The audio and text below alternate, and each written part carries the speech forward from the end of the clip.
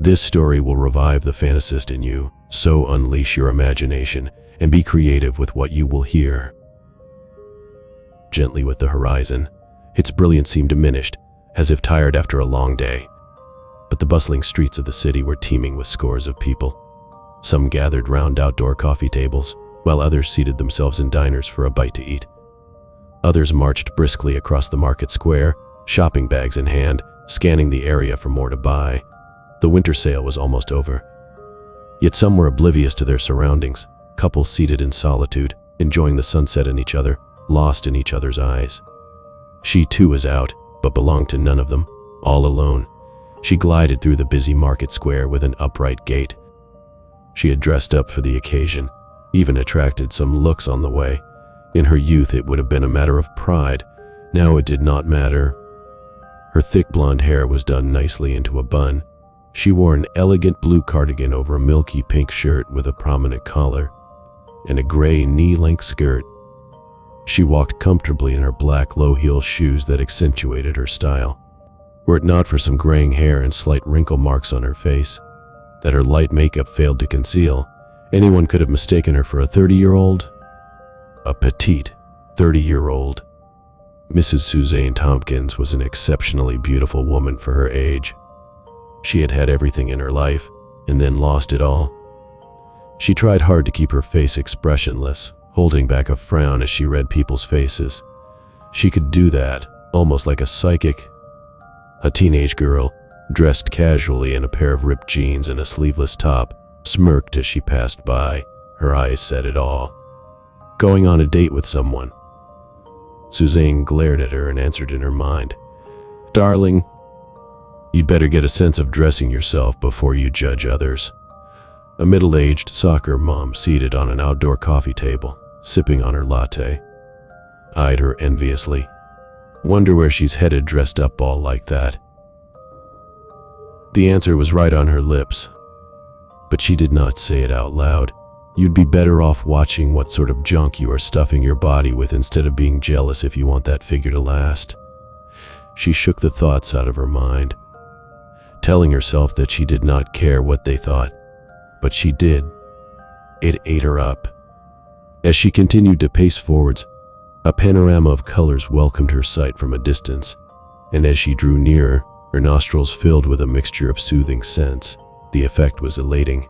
She was at the florist's shop.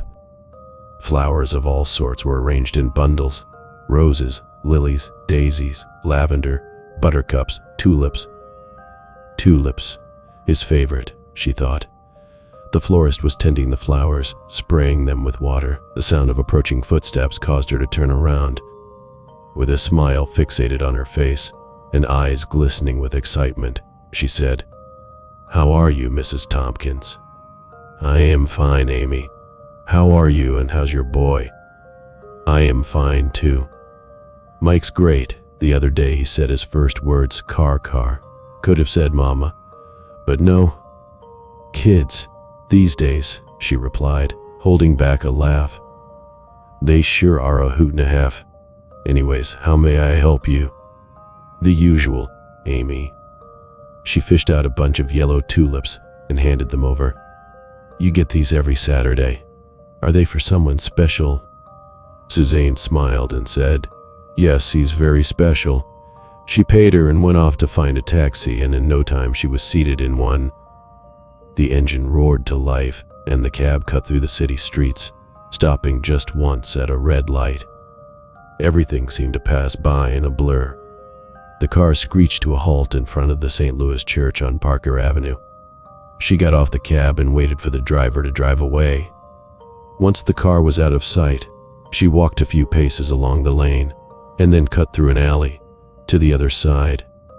There stood the entrance to his place, 2 wrought iron gates on the other side of the road. With a slight push, the gates yawned open, and she walked along the dirt path, counting her steps, never looking up. After about 70 paces, she turned left and walked on the soft grass for a few steps, and then stopped.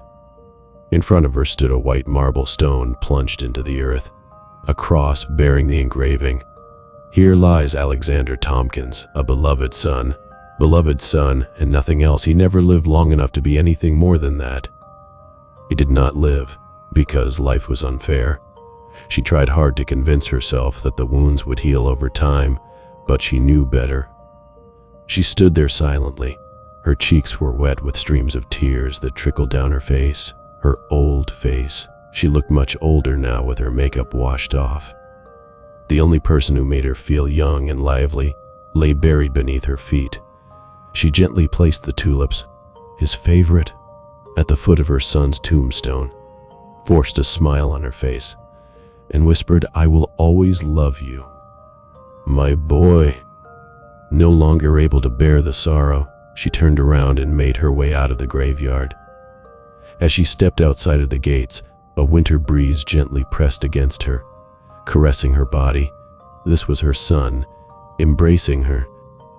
She wiped off the tears from her cheeks and smiled, for real this time, and promised to return the next Saturday evening. The world could think whatever it did about her. She knew that Alex understood her, like no one else could. This was the end of the story, my beautiful friend. I hope you enjoyed it and lived in your imagination what happened.